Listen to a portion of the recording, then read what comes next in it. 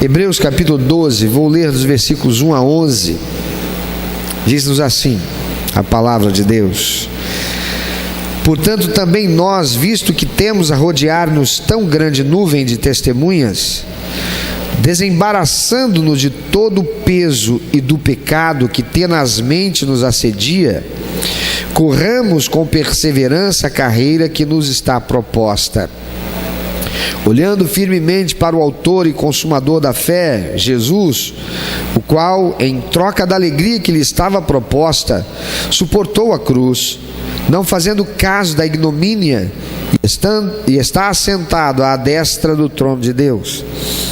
Considerai, pois, atentamente aquele que suportou tamanha oposição dos pecadores contra si mesmo, para que não vos fatigueis, desmaiando em vossa alma.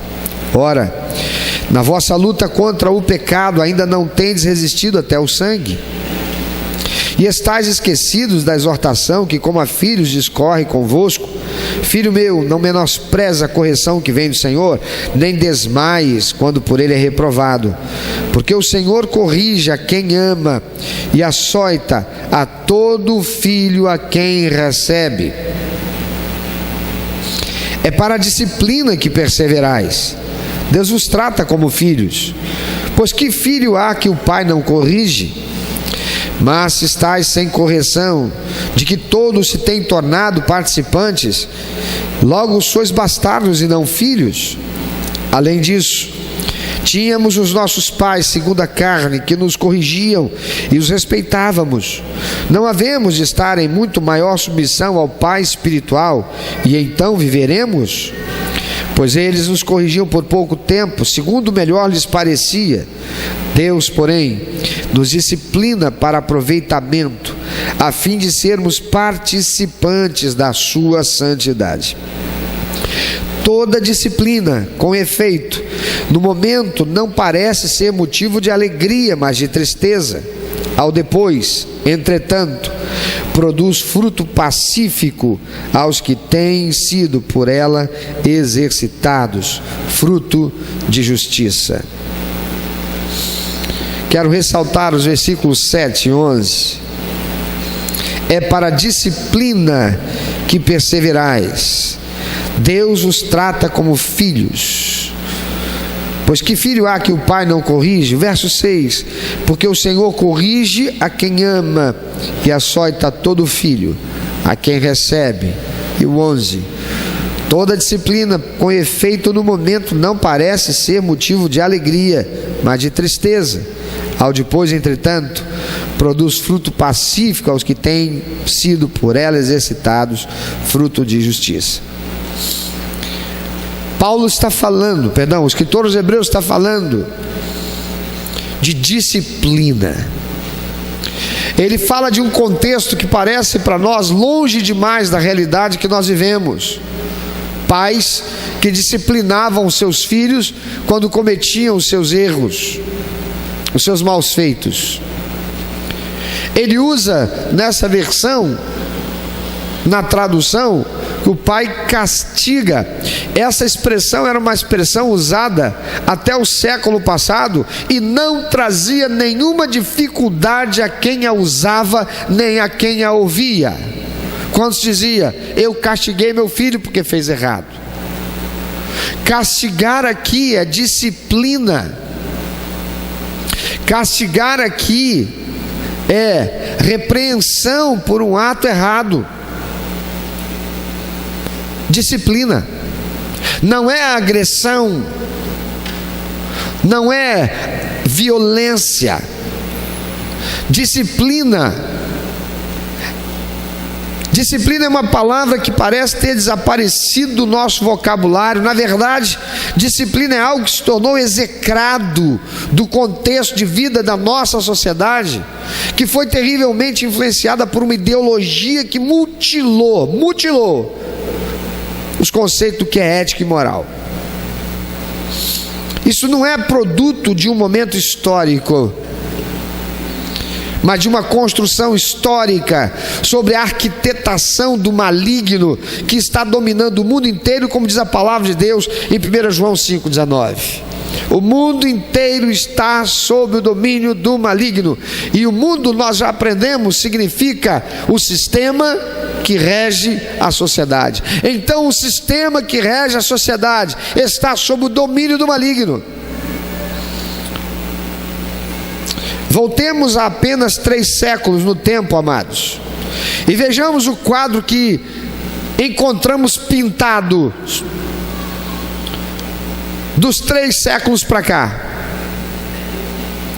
As ideias do iluminismo, findado no século XVIII, que minaram a autoridade da monarquia e da igreja e prepararam o caminho para as guerras e revoluções políticas dos séculos XVIII e XIX, também criaram o palco para o surgimento da deflagração da influência satânica de uma nova doutrina espiritual que colocava Deus e coloca Deus como tirano e o cristianismo como uma instituição falida na sua propagação de Deus como sendo Deus de amor.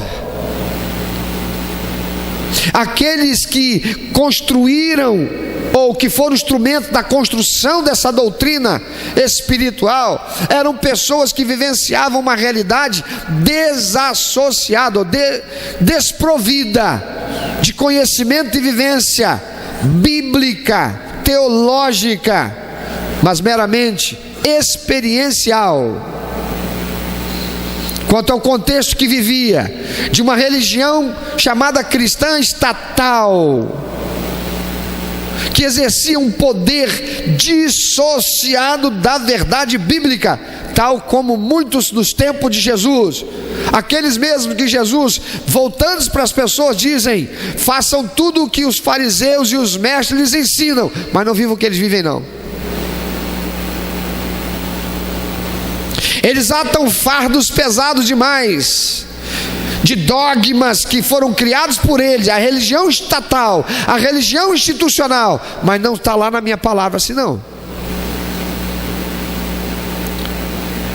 Aqueles lá do século XVIII preferiram ficar com a experiência do novo, do sobrenatural que começou a acontecer, efervesceu, e não por acaso, por causa de todo o contexto sociopolítico, econômico, psicológico que afetou a humanidade como um todo. Era um momento propício.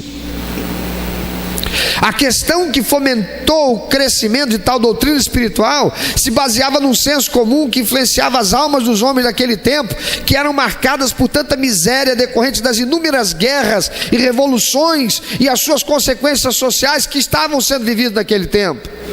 Como pode Deus, pregado pela religião estatal, o cristianismo católico e mesmo o protestantismo, ser amor e permitir tanta miséria? E que Deus de amor é esse, que se porta como um tirano, condenando ao inferno esse ser que Ele criou e que Ele diz que ama? Esse era o pensamento daquele tempo, como continua sendo até hoje. Depois veio o modernismo, rompendo com as formas tradicionais da organização social e da vida cotidiana, supondo-as ultrapassadas, as quais se fazia fundamental deixá-las de lado e criar no lugar uma nova cultura, apoiando a ideia de reexaminar cada aspecto da existência, do comércio à filosofia, com o objetivo de achar o que seriam as chamadas marcas antigas e substituí-las por novas formas e possivelmente melhores de se chegar ao progresso. O movimento moderno argumentava que as novas realidades do século XX eram permanentes e eminentes e que as pessoas deveriam se adaptar às suas visões de mundo a fim de aceitar que o que era novo era também bom e belo. Era a construção do sentimento universal, da influência no senso comum, de que por causa do avanço da ciência, por causa do avanço da estética, quebrando o paradigma até então estabelecido, nós agora arrumaremos para o progresso e o bem-estar de toda a humanidade. Mas então no século XX, veio a Segunda Guerra Mundial, e com ela a bomba atômica e o início da Guerra Fria entre as potências, Estados Unidos e União Soviética, destruindo esse senso de segurança que o modernismo trouxe, estabelecendo sistematicamente a ruptura dos escrúpulos da sociedade quanto ao que é permanente, levando a humanidade à busca da satisfação hedonista, a satisfação do eu, o homem no centro do universo, do comamos e bebamos, que amanhã morreremos. Assim, nessa regressão veloz e resumida que fiz aqui, chegamos ao nosso tempo, quando encontramos a sociedade buscando romper com tudo que pode ser dito como sistema tradicional, que, segundo se diz, é incapaz de proporcionar ao homem uma sociedade justa, equilibrada e pacífica, sobretudo através do cristianismo. Nesse movimento pós-moderno, nós vemos renascer, sobretudo em nosso contexto latino-americano, a influência de ideologias socialistas, mormente do gramscismo, que propõe uma guerra cultural, desconstruindo tudo que é valor tradicional na sociedade. Sorrateiramente, imiscuindo-se ou se misturando nos meios acadêmicos, essa ideologia foi influenciando a formação dos futuros profissionais. Assim é que na década de 90 do recente século passado, os pais foram influenciados pela psicologia de que exercer a palmada pedagógica era ato inadmissível de agressão à criança, em detrimento do ensino bíblico de que se deve corrigir a criança, pois a estultícia, diz a palavra do Senhor, está ligada ao coração dela, e somente com a correção é possível libertá-la. A sociedade brasileira foi traumatizada pelos meios de comunicação em virtude de uma propaganda massificante produzida por aqueles da ideologia funesta que dominou nossa nação nas últimas 3 décadas, de que o período dos governos militares foi uma ditadura que afundou o país ao sufocar os ideais desse socialismo que se tentou implantar naquela época. E aí chegamos a hoje, quando a palavra disciplina se tornou deturpada de seu sentido por conta do senso comum influenciado pela ideia de que disciplina é dominação, disciplina é autoritarismo, disciplina é agressão, disciplina é fascismo, disciplina é misoginia, disciplina é homofobia, disciplina é ditadura. Primeiro, precisamos saber o que é disciplina, à luz da palavra de Deus. Disciplina não é agressão. Você pode repetir isso? Disciplina não é agressão. Nem descarrego de raiva. Papai e mamãe olham um para o outro e dizem assim: disciplina não é agressão nem descarrego de raiva. Você tem coragem de fazer isso? Lembrando da última vez que você descarregou a raiva.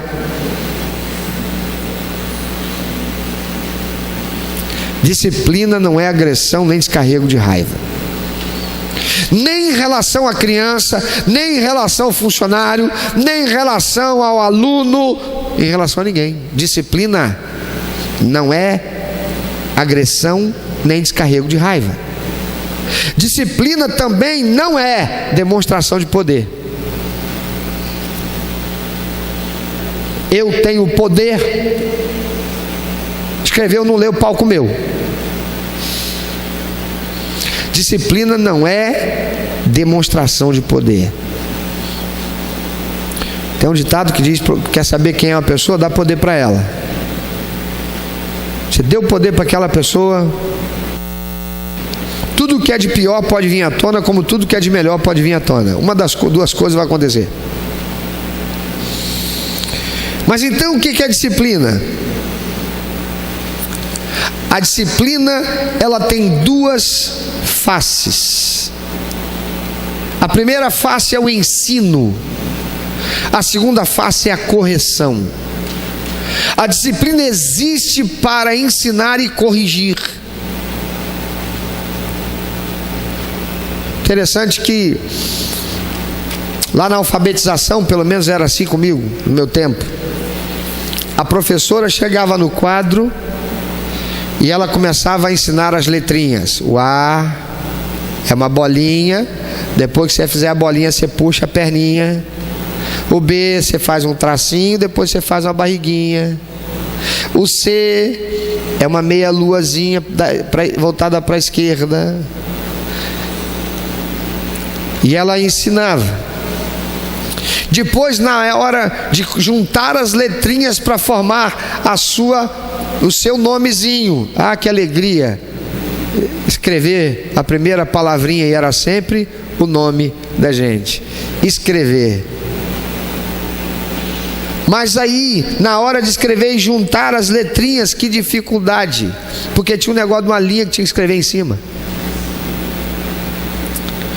E aí, às vezes a professora que ensinava, quando ela olhava e via o negócio todo atravessado, ela dizia: vamos fazer de novo. E ela pegava na mão da gente, e com a mão leve, apenas corrigindo quando ia para muito baixo ou muito em cima, ajudando-nos a firmar as letrinhas em cima daquela linha. Disciplina é para ensinar ou corrigir. Disciplina é para quê? Tem soldado aqui? Disciplina é para quê? Ensinar e ou corrigir. Ensino é a matéria a ser estudada visando capacitar com conhecimento para a construção de um caráter bom e sadio e um viver vitorioso. A palavra de Deus em Provérbios capítulo 27 versículo 2 diz: o avisado, ele vê o mal e se esconde. O propósito da palavra de Deus é ensinar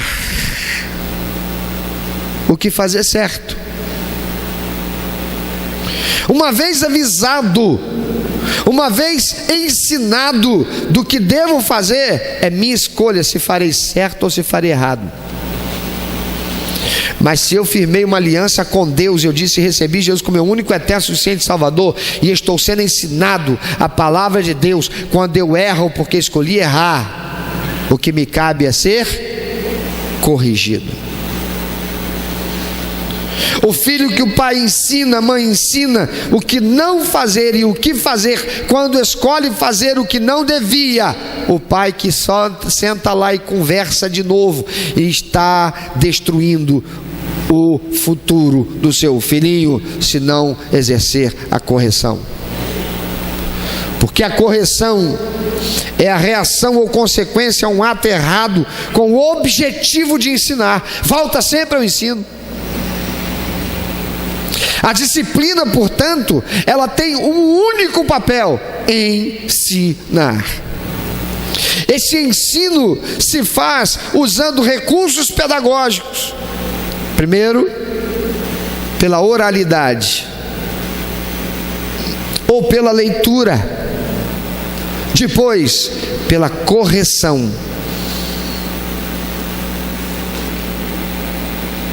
A palavra de Deus diz, na conclusão do versículo 12 do Provérbio 27, o tolo passa e sofre a pena.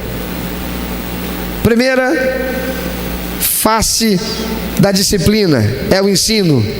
O avisado vê o mal e se esconde.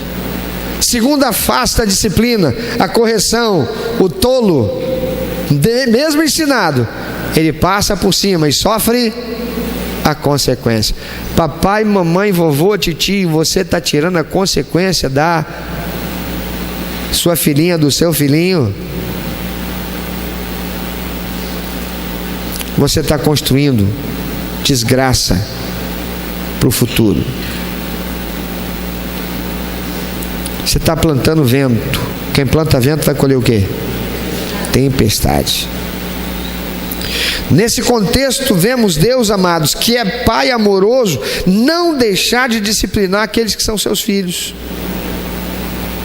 Provérbios capítulo 3, versículo 12, diz: o Senhor disciplina, entre parênteses, corrige a quem ama, assim como o pai faz ao filho de quem deseja o bem. Esse disciplinar aqui é nesse contexto, é corrigir, é a segunda face da disciplina, é a correção.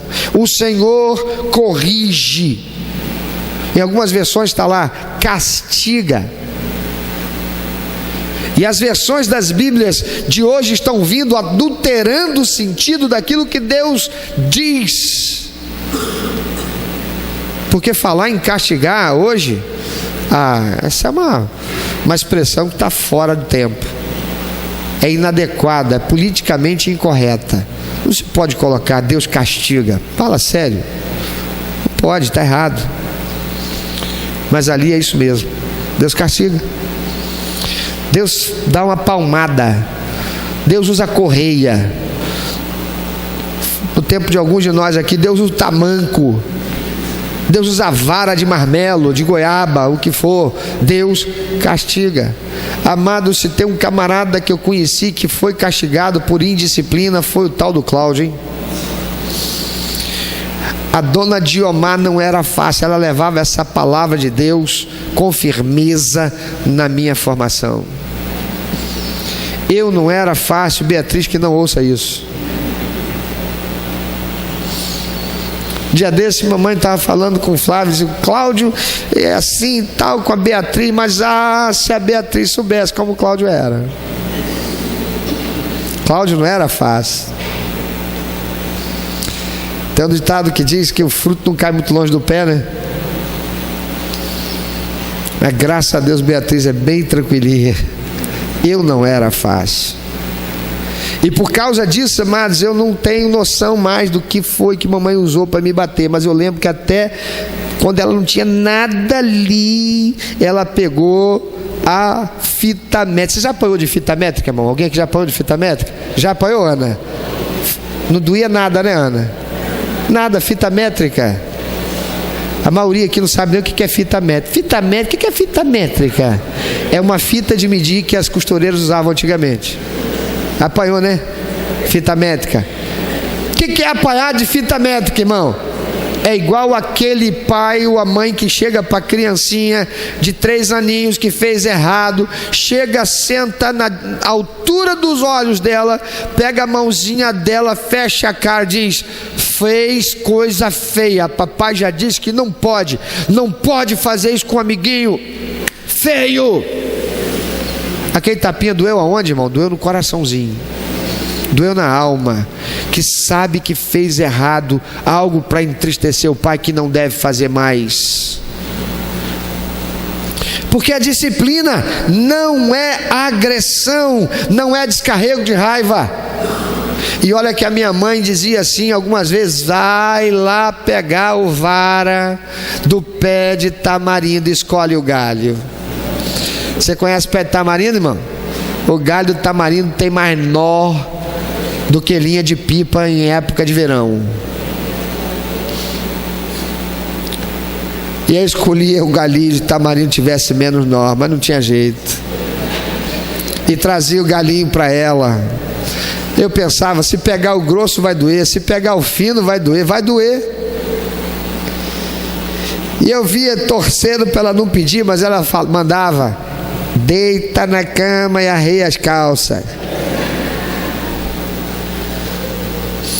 Por que arreia as calças, irmão?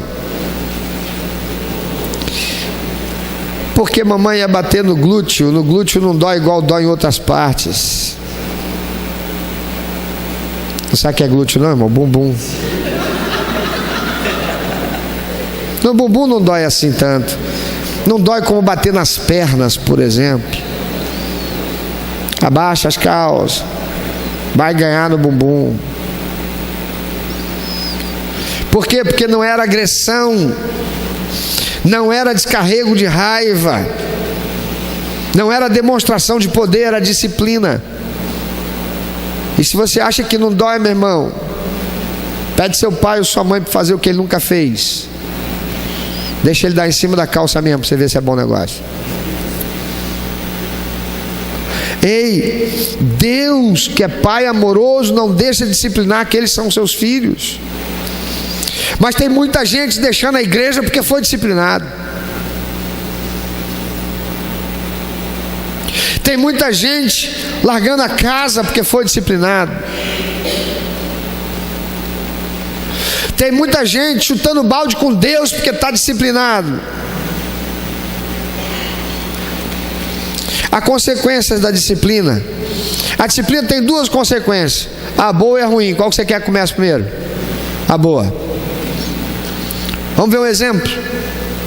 A palavra de Deus diz que José é um dos 12 filhos de Jacó, que aí pela sua adolescência, ele era o filhinho mimado de Jacó. Ele era aquele filhinho que o Jacó dava para ele o iPhone 10.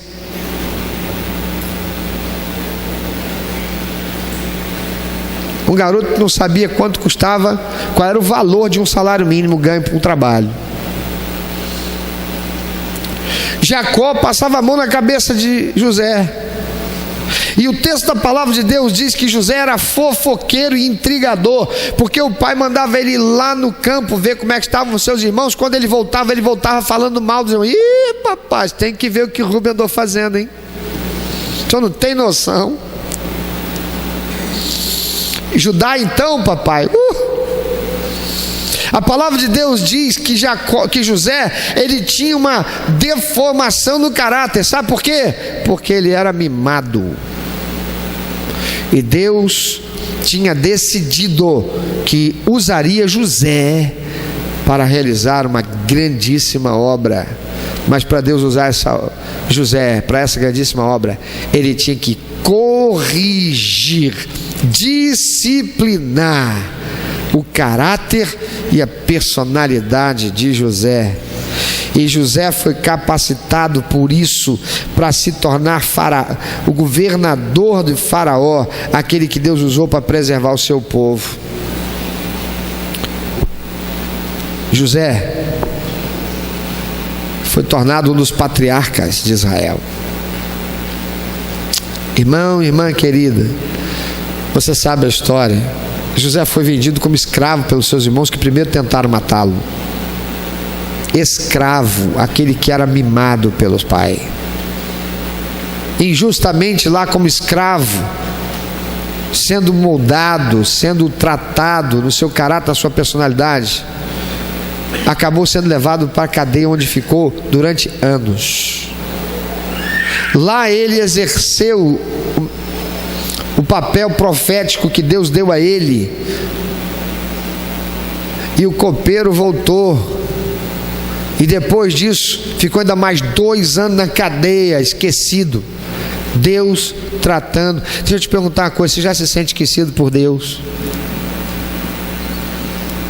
Você tem feito tanta coisa boa, você já fez tanta coisa boa, tá certo, você pisou na bola lá atrás, e você tem feito, e aí você já está desanimado, porque Deus já se esqueceu de você.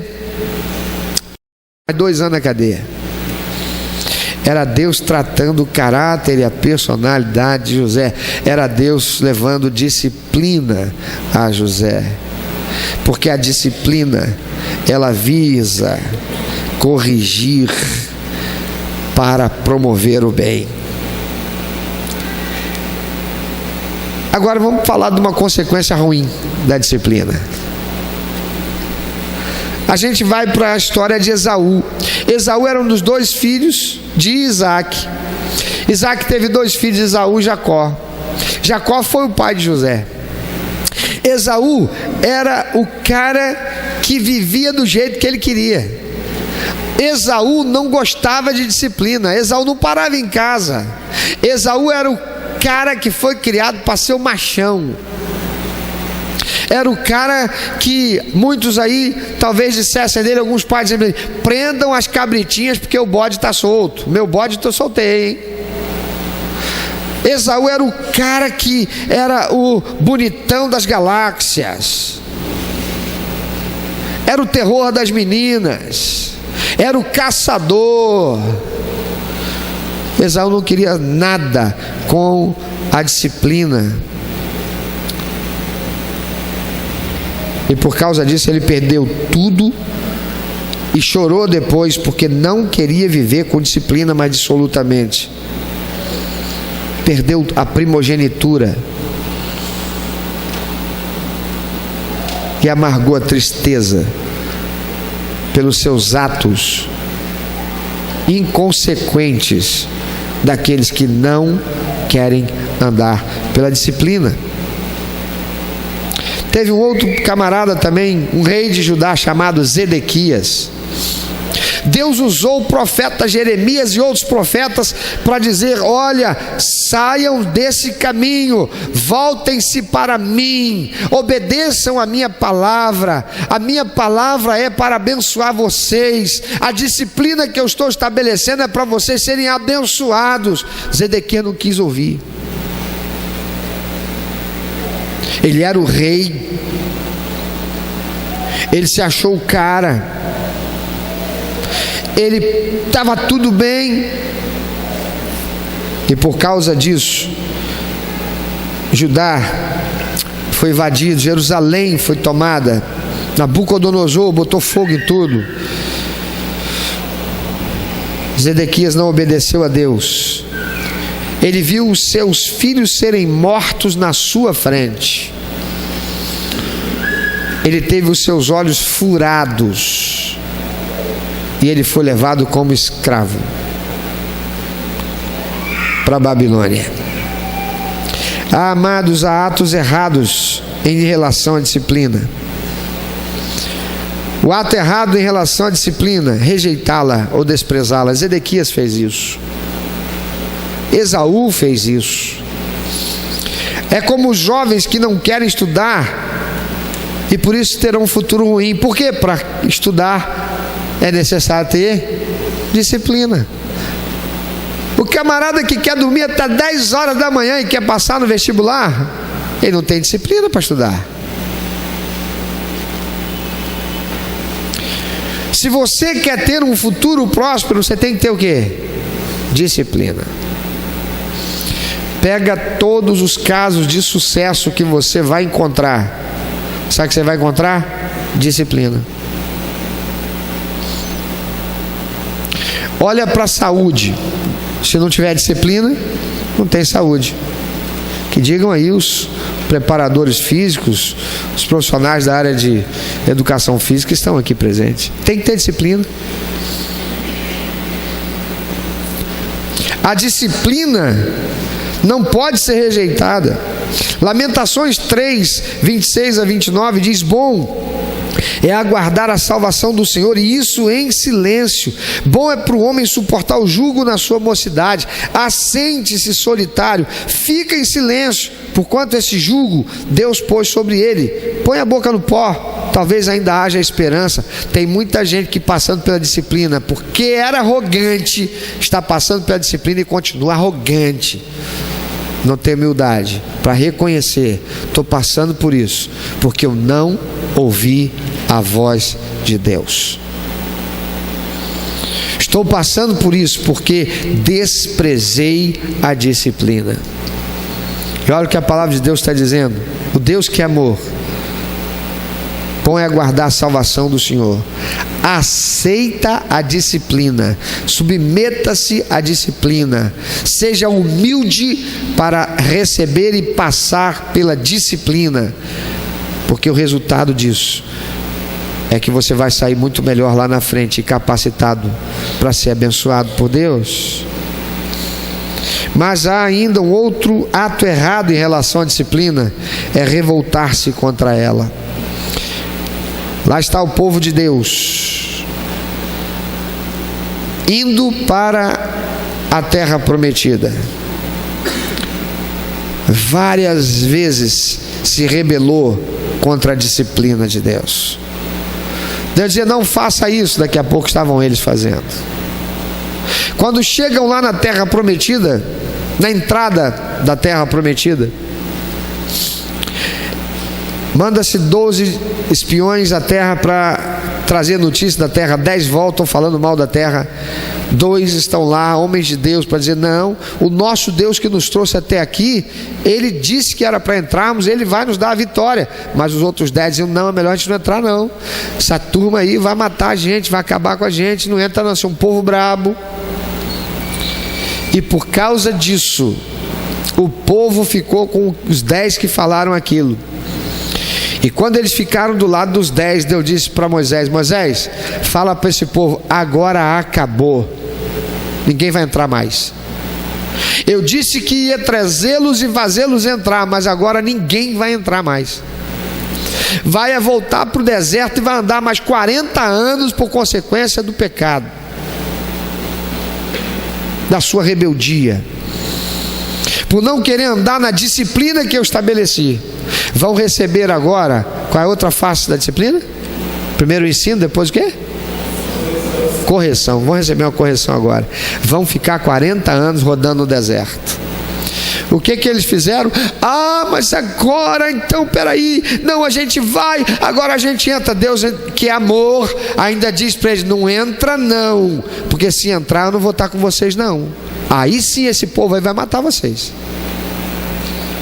Mas eles ainda assim quiseram entrar e foram, e muitos deles morreram, e os que sobreviveram voltaram. Por quê?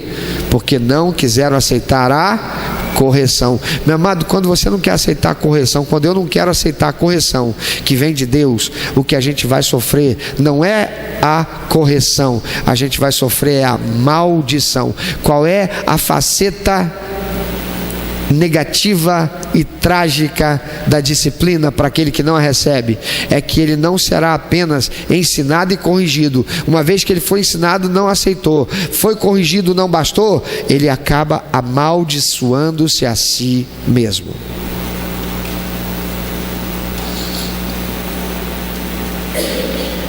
Revoltar-se contra a disciplina é loucura. O que é preciso saber? O que é preciso saber é que a disciplina que vem de Deus, ela é por amor, assim como os pais devem disciplinar seus filhos por amor, como diz Hebreus 12:11, que nós lemos: toda correção de fato no momento em que ocorre não nos parece ser motivo de contentamento, mas de frustração. Mais tarde, no entanto, produz fruto de justiça e paz para todos aqueles que por ela foram disciplinados. Sabe por que a doutrina espiritual criada por Satanás, insuflada lá no século XVIII, e que tomou conta e lastrou no mundo inteiro, e está aí até hoje, vai continuar crescendo, lamentavelmente, para engano das pessoas, por espíritos que se fazem passar por anjos de luz, como diz a palavra de Deus, porque as pessoas não querem andar pela disciplina. É muito mais fácil, é muito mais atraente, melhor dizendo, aceitar aquilo que é fácil. Mas tudo que vem fácil, diz o ditado que vai, não só vai fácil deixando sérias consequências. As pessoas daquele tempo, elas não estavam buscando a Deus, sabe por quê? Porque elas estavam olhando para os pecados da instituição, da religião institucional e estatal, que era opressora, que impedia as pessoas de terem conhecimento da verdade, de terem a Bíblia e olhá-la, estudá-la e verificar nela a instrução, o ensino de Deus, a disciplina de Deus. Ficaram com a ideia de que Deus, ele é mau, porque não é possível Deus ser amor e ter crianças nascendo com deformação. Não é possível Deus ser amor e ter mendigos. Não é possível Deus ser amor e ter tantas mazelas na sociedade, na vida humana. Por quê? Por absoluta ignorância a respeito da palavra de Deus, que diz que o salário do pecado, a consequência do pecado é a morte. É aceitável a lei da física, que diz que para toda ação corresponde uma reação de intensidade igual e sentido oposto, mas isso não pode se aplicar ao Deus que é amor, para aquele que rejeita Ele. Como não? Quer dizer que se eu rejeito a disciplina, se eu rejeito Deus que é amor, e que disciplina porque ama, e por não aceitar a disciplina, por não aceitar o ensinamento, por ter que sofrer a correção, eu não aceitando também a correção, vou me colocar debaixo da maldição e sofrer as consequências dela. Onde está a culpa de Deus nisso? Então as pessoas descambam para uma doutrina espiritual que é atraente porque tira do ser humano a responsabilidade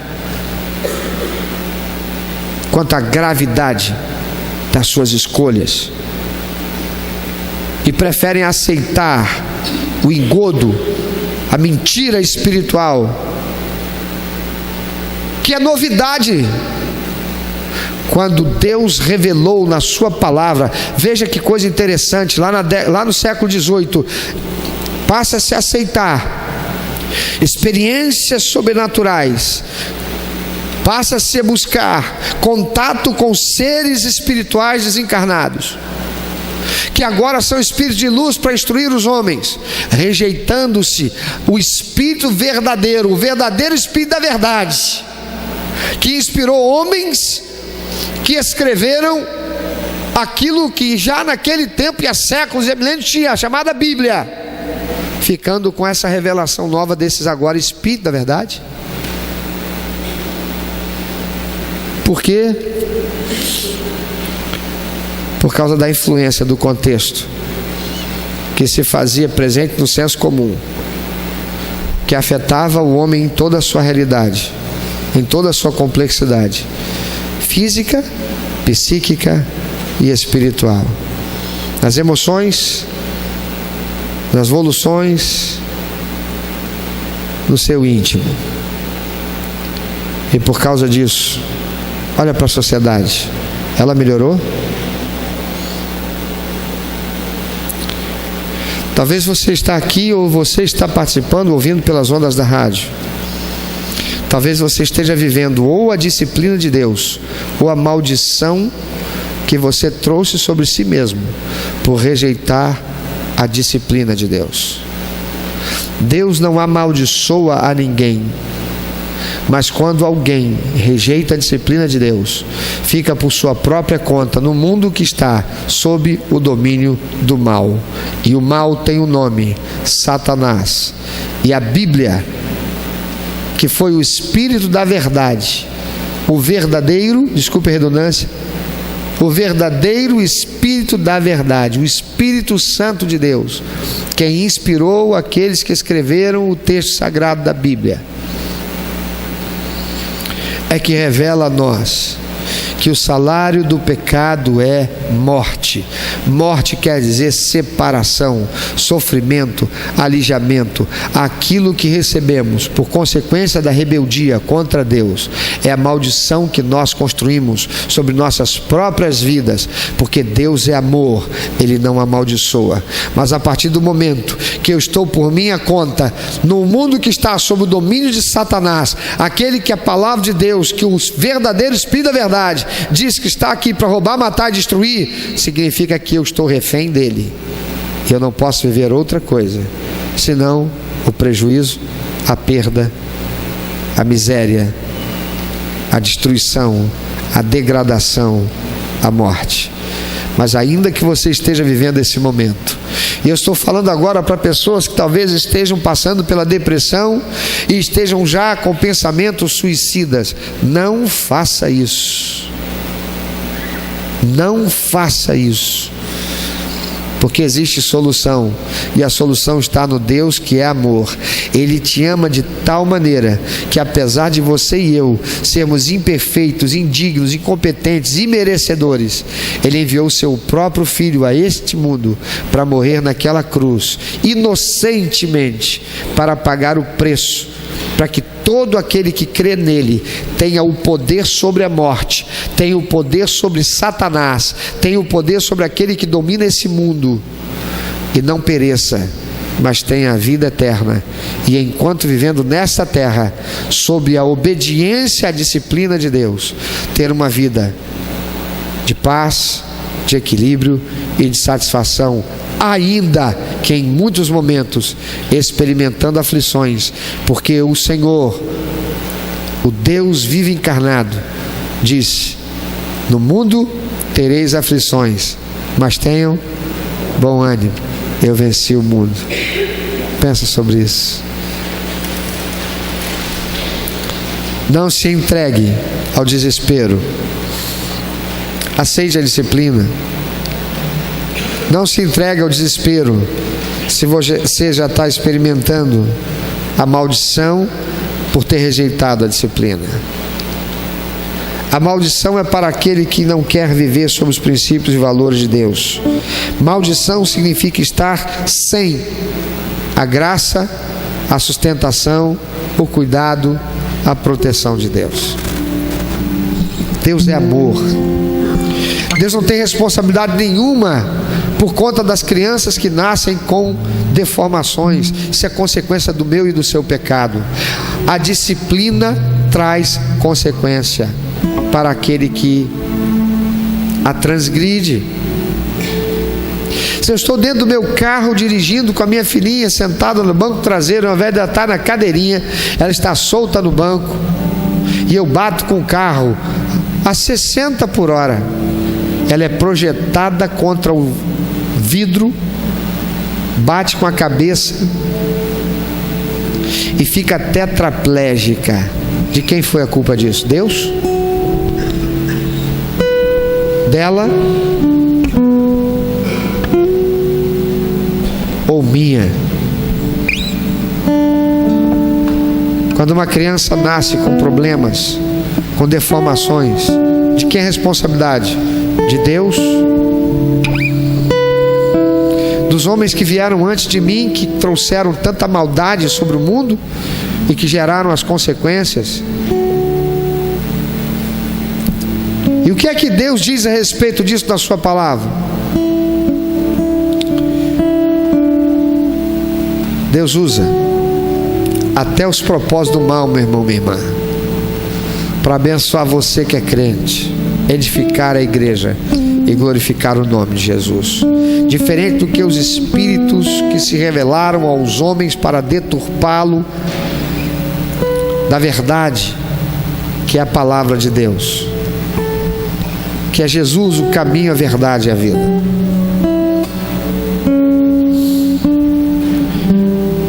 Que fomentam a ideia falaciosa de que o homem existe em sucessivas reencarnações para que possa purgar o seu espírito das coisas e mazelas criadas num processo evolutivo para realizar o bem.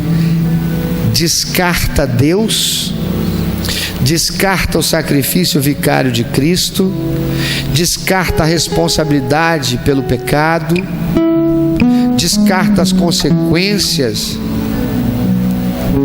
que são lógicas. E diferente daquilo que tanto já se disse, a fé, ela não é cega. A fé enxerga longe. A palavra de Deus diz que a fé é o firme fundamento das coisas que não se veem, mas se espera. Espera porque enxerga longe. E se enxerga longe, é com os olhos da razão. A razão que constata: eu sou humano, feito de carne e osso, pó da terra. Mas há um espírito que habita esse invólucro material chamado corpo, e ele foi soprado por Deus. Esse pó, esse invólucro material vai voltar para o pó, mas o espírito voltará para Deus que o deu. Porque assim diz a palavra de Deus. E enquanto vivendo aqui, eu tenho um propósito, uma razão, porque a palavra de Deus diz que todas as coisas estão aqui por um propósito de Deus. Tudo acontece por um propósito de Deus. A permissão de Deus em algumas coisas graves acontecerem cumpre o propósito de Deus. Até mesmo que Satanás intenta fazer, Deus converge para o propósito dele. Nada escapa ao propósito de Deus. E o propósito de Deus não é fazer de nós amaldiçoados. É por isso que Ele mandou Jesus Cristo vir a esse mundo, para que nós pudéssemos fazer o caminho de volta para Deus, e em partindo dessa existência, vivermos a vida eterna com Ele, e não separado dEle, com o diabo e os falsos espíritos da verdade, que trabalham para desviar o homem da verdade, do caminho e da vida, que é Jesus Cristo. Se você tem trilhado no caminho da indisciplina, corrija hoje. Se você tem se deixado influenciar por essa ideologia que tomou conta da nossa nação e da América Latina, volte-se para a palavra de Deus. Não fica com uma pregação de um pastor. Volte-se para a palavra de Deus. Vá fazer o que aqueles não fizeram. Vá buscar conhecimento da verdade, a palavra de Deus. Volte-se para Deus. Ele é um Pai amoroso que ama você. Você está afastado da comunhão com Deus, da igreja do Senhor? Membro fora do corpo apodrece. Volta para o Senhor. Volta para o corpo de Cristo. Volta para Deus.